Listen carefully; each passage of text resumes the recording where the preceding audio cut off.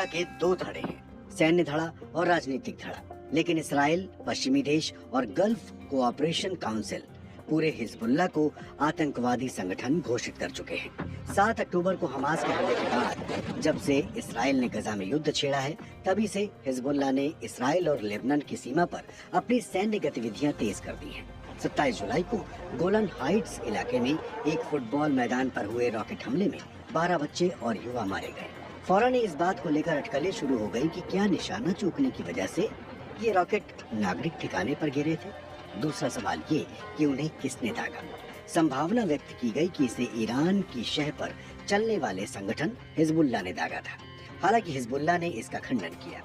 एक सवाल बार बार उठ रहा है कि वो आखिरकार हासिल क्या करना चाहता है। क्या उसके हमलों का मकसद गजा के फलस्तीनियों के प्रति समर्थन दिखाना है, या वो मध्य पूर्व में इस्राएली सेना के कई मोर्चों पर फंसे होने का फायदा उठाना चाहता है। हम यही जानने की कोशिश करेंगे कि हिजबुल्लाह आखिरकार चाहता क्या है। पार्ट 1, हिजबुल्लाह का जन्म।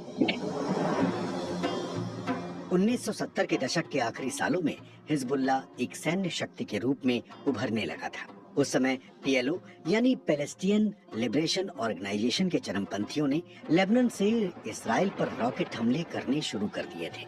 1978 में ऐसे ही एक हमले में इसराइल की एक बस को निशाना बनाया गया, जिसमें 38 इसराइली मारे गए। इसके बाद जवाबी कार्रवाई करने के लिए इसराइली सेना लेबनान में घुस गई।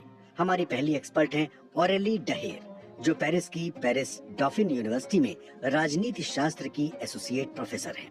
उस इसराइली कार्रवाई के बारे में उनका मानना है कि उस समय पीएलओ के अधिकांश विद्रोही दक्षिणी लेबनान से इसराइल के उत्तरी इलाकों को निशाना बनाया करते थे।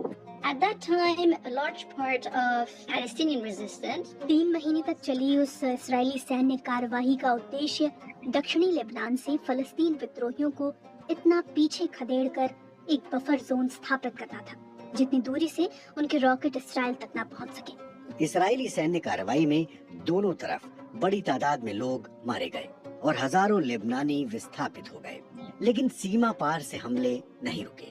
इसके बाद 1982 में दोबारा इसराइली सेना ने लेबनान में घुसकर कार्रवाई शुरू कर दी। इस बार इसराइली सेना काफी भीतर घुस आई और राजधानी बेरूत तक जा पहुंची। इस अभियान में लगभग 15 से 20 हजार लोग मारे गए, जिनमें अधिकांश आम नागरिक थे। यहाँ मध्य पूर्व की कहानी में एक नया मोड़ आया। The south of Lebanon is mainly inhabited by Shia। दक्षिणी लेबनान की अधिकांश आबादी शिया